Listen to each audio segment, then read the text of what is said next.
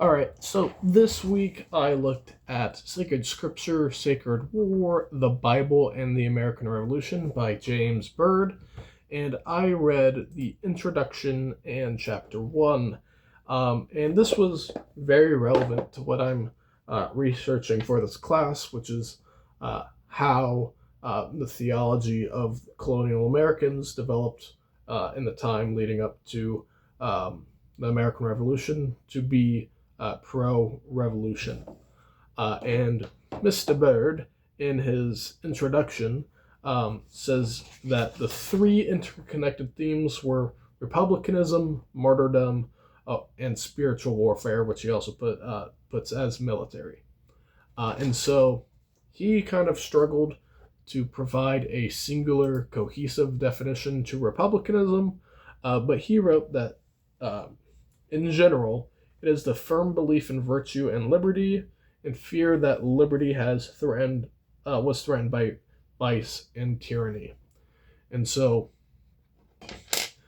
throughout a lot of different writings, such as Mayhew's sermon titled "A Discourse Concerning Unlimited Submission and Non-Resistance to the Higher Power," you're going to see these three themes talked about a lot, especially republicanism and spiritual warfare. And so, uh, the, a lot of the writings, uh, such as Mayhew's, like I just said, um, where he says, uh,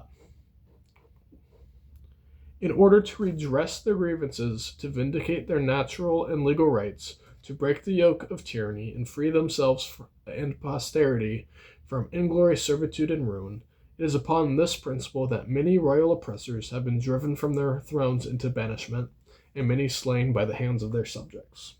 So you can see a large appeal to republicanism here, to the pursuit of virtue and liberty, in defiance of vice and tyranny.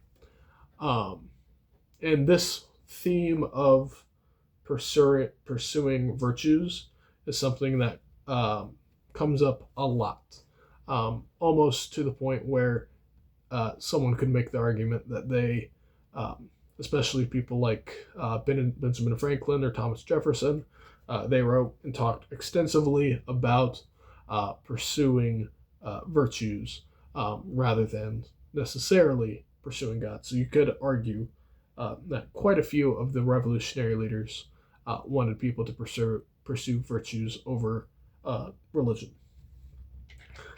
Another big topic was martyrdom, and this was one of the central core virtues that was part of republicanism. So you can kind of think of republicanism as the big topic, martyrdom was underneath it.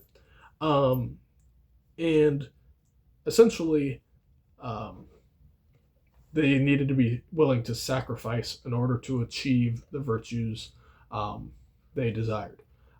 So, liberty, for example. And this reminded me of our small group, which is going through Hebrews at the moment. And this last week, we read Hebrews chapter 9, and in verse 22, depending on what version you use, it says something along the lines of, "There is no mercy without blood." And so the kind of colonial American interpretation of that would be, there's no virtue without sacrifice, there's no liberty without sacrifice. And that sacrifice gets wrapped in with this spiritual warfare. Um, and so there's going to be a lot of connection to Old Testament wars, so much to the point where we get from Mr. Jortner, who wrote A Promised Land, Jewish Patriots, the American Revolution, and the Birth of Religious Freedom. He wrote about how there were, for percentages, quite a few rabbis who were at the same level of being patriotic and spearheading this revolution through their sermons. And so it's not just the Christian ones, it's also the rabbis. And yeah, Americans viewed political liberty as a divine cause against tyrannical evil. And so they believed, as